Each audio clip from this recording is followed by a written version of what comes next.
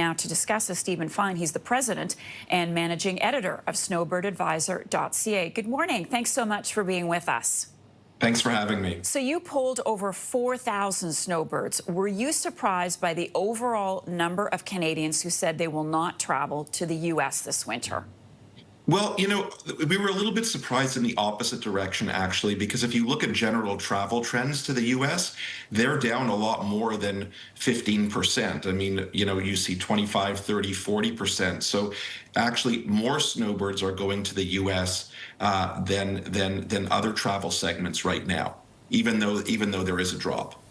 So I know it was a survey, but what are you hearing from people about their reasons for not wanting to head to the States?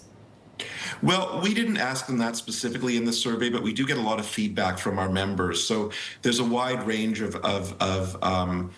reasons why people may not be going this year. Some are economic, some are political, some have to do with new entry rule requirements. So there are a variety of reasons why some people are choosing not to go.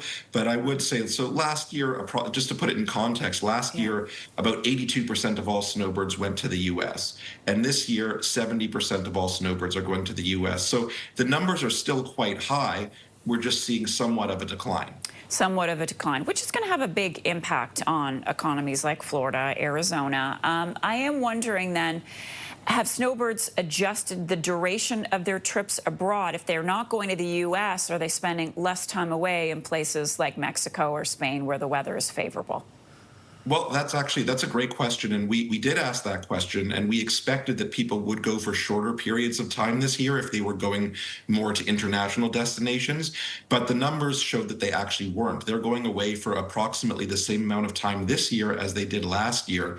Snowbirds, we asked how long they were going away for. And last year, 64% of snowbirds went away for 3 months or more. And this year, 62% of snowbirds are going away for 3 months or more. So not much of a difference there. Stephen, a final point to bring up with you. What stuck out for me, I'm not sure about you, is the fact that these snowbirds say they'll go back to the U.S. in the future.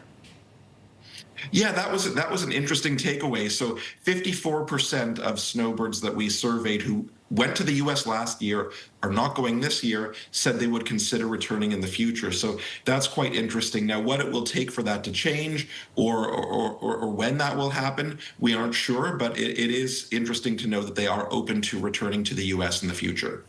Well, don't want to put words in anyone's mouth, but things change politically, so that may be behind it. Stephen, thanks so much. Glad you could join us. It's a really fascinating subject. Stephen Fine is the president and managing editor of Snowbirdadvisor.ca.